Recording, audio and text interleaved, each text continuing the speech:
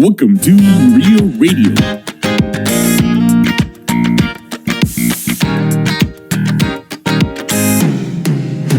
Okay, I got my pet peeve of the week. You ready? Okay, is it about me? No. Okay. What's your pet peeve?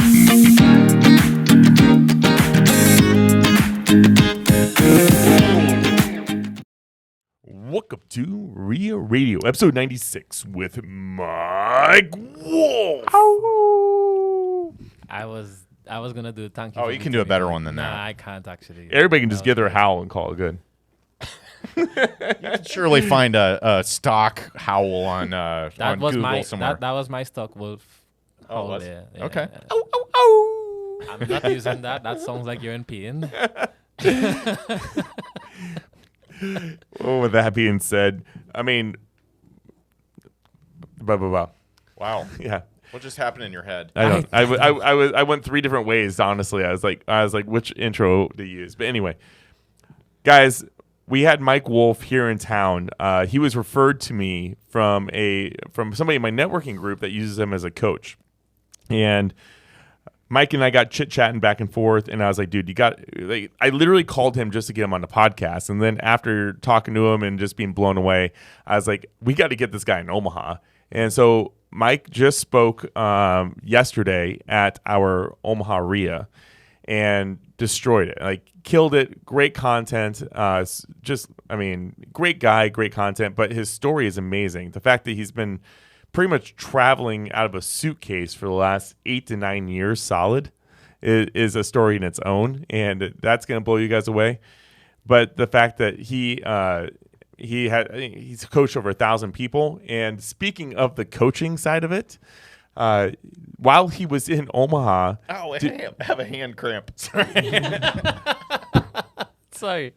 Radio with it. That hurt really bad for some reason. Go ahead.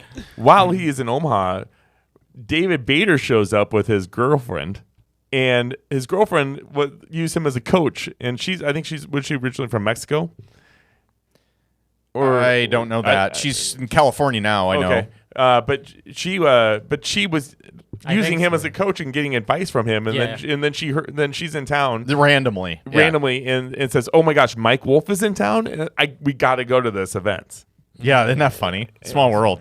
But I mean, what do you guys think about Mike? I thought he's a fun guy to have. I'm so glad we had him in studio. World traveler, has done more than most people will ever even read about in real estate investing. He's done some cool stuff that's different than a lot of other guests we've had on, like tax liens and tax deeds. He's invested not just there, and like he's from Canada.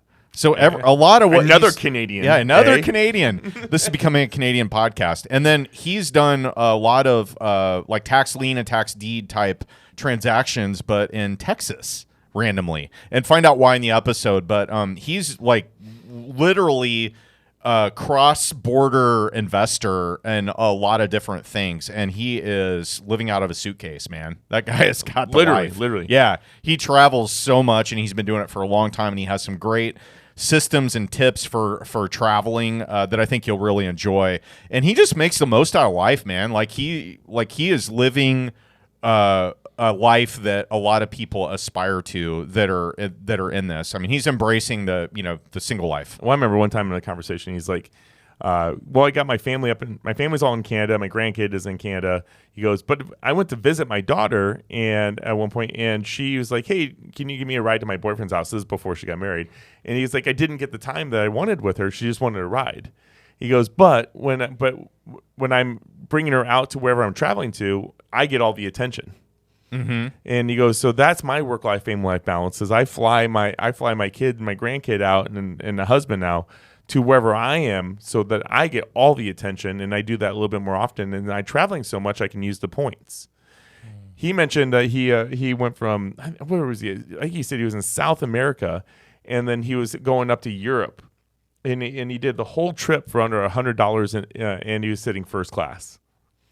I still don't understand that, even though we explained it. But yeah, that's it's just he's got so many things that he knows over time that just by accident, stuff that falls out of his mouth is just going to be amazing content for anybody listening to this. He's just fun. Like he's done so much for so long, and he's lived in so many different places and traveled to so many different places. I mean, like he's a one-stop shop for just cool shit to know. Yeah. You know what I mean? And a great speaker. Yeah. Yeah, he's just a cool guy. Like I know Mike Wolf now, so I feel pretty cool. I'm in the cool kids club. I mean, one day in the future, Dennis, we might have to release that his speaking event that he did at the local REIA group. Yeah, that'll be more than doable. Yeah, that was good content. Yeah. What do you think about Mike? So I wasn't there for the REIA meetup because I had something else that came up that I had to take care of. But you were here for the podcast. But I was here for the podcast, and I mean, there's something about people who coach and people who at a specific level in their investment career and in their life that they just emanate a different kind of vibe and energy, and the information that they speak about is not only beneficial on the investing side but also on the mindset and personal development side. I love that about coaches and top people that we interview, and that's why, you know, like from the time I started listening to him, I was like, this is going to be a good podcast. Just after I shook his hand, and like I just got, this is going to be a good podcast almost immediately. So yeah, I was beyond impressed with his stuff. What I like about, and to kind of piggyback on what you just said too, is when you have somebody that's been doing it so long and they're accustomed to coaching and getting information put simply into the hands of other people. That's the key thing. Yep. He's able to break down pretty complicated stuff in a way where you can grasp onto it even if you're not a real estate guru and know this business inside and out. So he explains some pretty, complicated terms and deals and ways he approaches things in a way that you get. Like you can just get the concept of it. And yeah, I agree with you though. And he's able to kind of like go up to talk about high level stuff and like, mindset and personal growth and development, but he can also get down in the weeds if you want to. Like if you ask him details on like how does a tax lien transaction work, he can explain that ad nauseum. Like there's, like without missing a beat. So he just has one of those brains that operates like you can just go up a level or down a level depending on what type of question you're being asked or who you're talking to. And that is a hard skill to learn or and I don't even know if it's learnable. I think you get better at it over time, but man, he seems like a natural at it. Yeah, because it's when you do that, you can engage in a wider demographic of people.